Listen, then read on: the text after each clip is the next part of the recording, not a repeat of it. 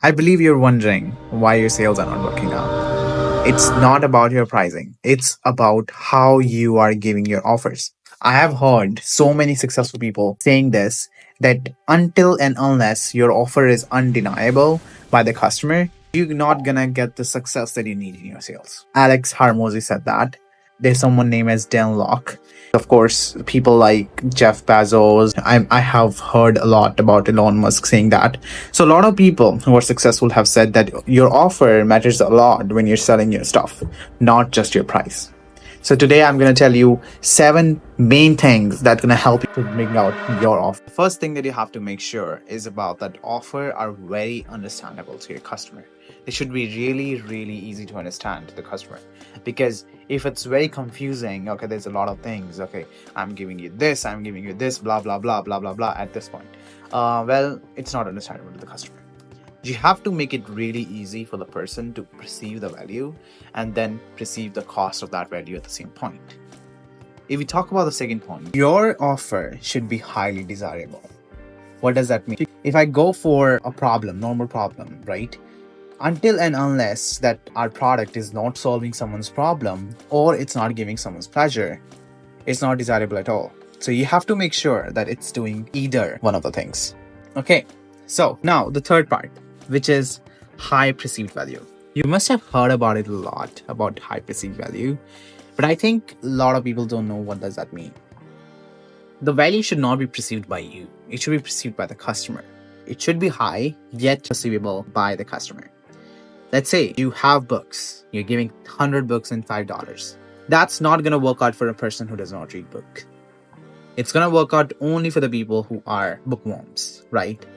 Or let's say you're giving 5 books in $500, but you're giving it to someone who is very keen to learn and who just joined, let's say, a medical college and they do need medical books and you're providing them those medicine books. It is highly perceivable value for that person. So you should make sure that it's perceivable at high value for that customer that you're selling. This fourth thing is very underestimated by few people. The people who are successful, they have made their product so easy to get purchased that the customer does not even feel that they are doing any extra work to make that purchase, right? That's the main point. You have to make sure that whatever you're doing after all these 3 points, you have to make sure it's very easy for that person to get it. Fifth point, give them the reason to buy. You must have heard a lot about it's so good to be true. Well, it is so good to be true as long as you are giving the reason for that offer. Let's say I would say that recently there was Mother's Day. So I would say there was Mother's Day. That's why we were giving. There was a long weekend. That's why we were giving this offer to you. Multiple reasons. You can give them the special reasons, make them feel special about that, and make sure the person does not feel skeptic about that offer. Okay, like I heard this example from a person named as Dan Locke I mentioned before. He said that if I'm giving you $50, and I would just say to the person, okay, you need to give me $50 and I'll give you $100. A lot of people, of course, their mind is jumping to it, but they are feeling skeptic because it's so good to be true. Why would someone give me $100 when I'm giving $50? So that's why what they're doing over there is you have to tell them that I'm giving you $100 because today we are doing an event where we're giving $100 to all the students in this university. Whoever gives us $50. Sounds great. You may have seen people giving out, I think few months back, maybe a year back, there was a trend in the courses and the educational area of sales. Like people were selling courses. They were saying, okay, 40 days refund, full refund in 40 days, or in next 10 days we will give you a refund if you don't like our stuff, and all these things. The reason for that, because it becomes no risk for the customer to buy, because they think that even if we spend next 1,000 next $500 or $200 on this product, there's no loss because we will get our money back if we don't like it, right? If we like it, of course it's worth it. However, if you are not even able to do that, at least try to reduce that risk. Rather than giving them $100 or like the full money back, I have heard it from Alex Hormozi once. He said rather than giving 100 like the full money back, you can say whatever was my cut, I will give you that money back.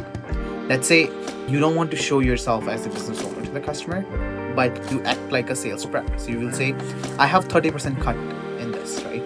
So if you go with that, what I'm going to do is I'm going to give you that $30 back if you don't become a client. Sounds good? And then, of course, the last part, urgency. Urgency is very important because why would the person buy right now? You gave all the information. Great, I will call you later. You may have heard it a lot of times. I have heard it a lot of times when I was doing my door-to-door sales and the normal sales I do.